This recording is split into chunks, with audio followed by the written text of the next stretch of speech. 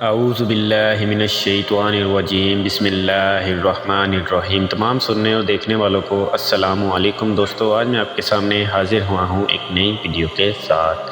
آج میں آپ کو بتاؤں گا حضور صلی اللہ علیہ وآلہ وسلم کا ماہ شعبان کے 3 روزوں کے بارے میں کیا بیان ہے اور ان کی فضیلت حضور صلی اللہ علیہ وسلم نے کیا بیان کی ہے۔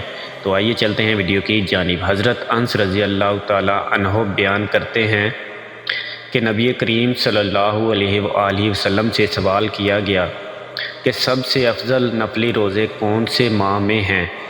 حضور صلی اللہ علیہ وآلہ وسلم نے فرمایا، جو شخص ماہ شعبان میں 3 روزے رکھتا ہے، کسی بھی دن ماہ شعبان کے کسی بھی دن 3 روزے رکھتا ہے اور پھر وہ مجھ پر صلاۃ السلام پڑھتا ہے تو اللہ تعالیٰ اس کے تمام گزشتہ گناہ معاف فرماتا ہے اور اس کے رزق میں برکت فرماتا ہے۔ تو دوستو، آپ کو میری ویڈیو اچھی لگی ہو تو ویڈیو کو لائک کرنا نہ بھولیں اور ویڈیو کو زیادہ سے زیادہ شیئر ضرور کریں، کیونکہ اچھی بات دوسروں تک پہنچانا صدقہ جاریہ ہے۔ اور اپنا خیال رکھیے گا۔ اللہ حافظ۔